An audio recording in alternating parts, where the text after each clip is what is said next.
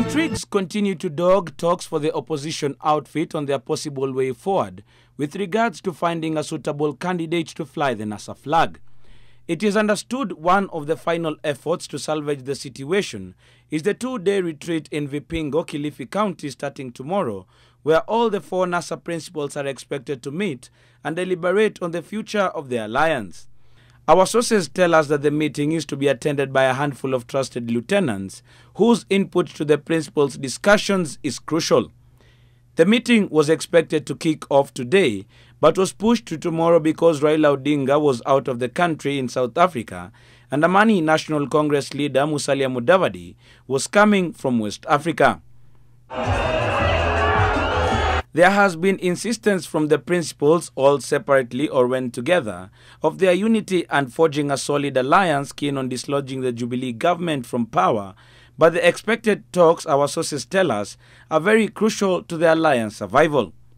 This retreat comes in the wake of individual constituent parties through their secretary-generals and close confidants of the principals, insisting that their leaders must fly the flag. This is an issue that has generated heat within and without the alliance echelons. It is understood that Kalonzo has been meeting Mudavadi and Wetangula separately with the aim of winning their support for the top seat. Kalonzo met Mudavadi publicly last week at his Wiper headquarters in Lavington, though briefly. But sources close to their leaders tell us it was the culmination of a series of behind-the-scenes meetings out of the glare of the media and their allies. Kalonzo also met Wetangula last week in Samburu County at the Sarova Shaba. Kalonzo has been insisting that he has to be on the ballot. His allies have been categorical. And you can take this to the bank.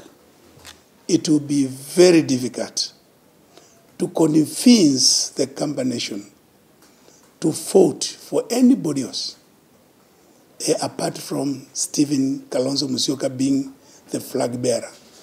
This idea of saying you'll be the running mate of Raila is totally unacceptable. The Honorable Francis Nyanza is absolutely entitled to speak the way he does because others have also been saying the same. According to some of Kalonzo's aides, ODM has not been honest in their dealings with the alliance matters and that may cost them.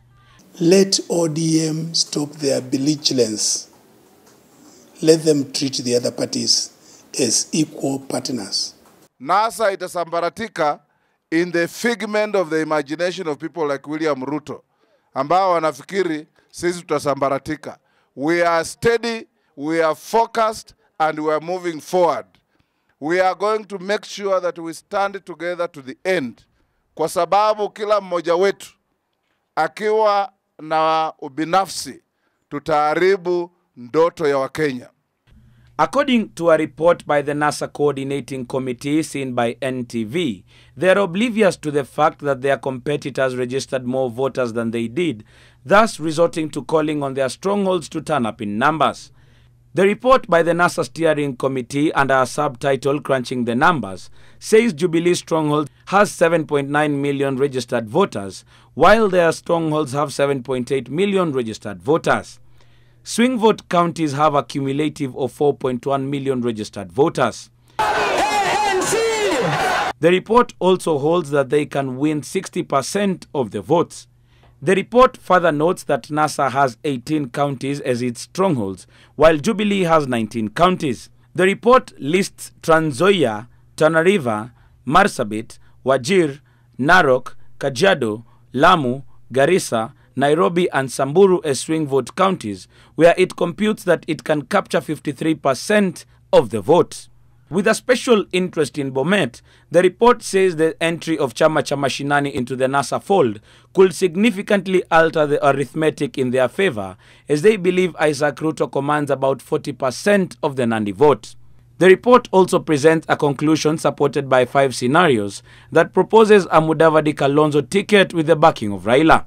This pair, they say, could substantially increase NASA strongholds turnout to 95%, will not depress turnout in NASA strongholds, will raid up to 40% of Jubilee strongholds, and could also win up to 60% of the votes in the swing counties. With the intrigues and drama that have characterized the discussion around picking a flag bearer for the NASA outfit, they say their common goal of ejecting the Jubilee government from power will continue gluing them together. Kennedy Murithi, NTV.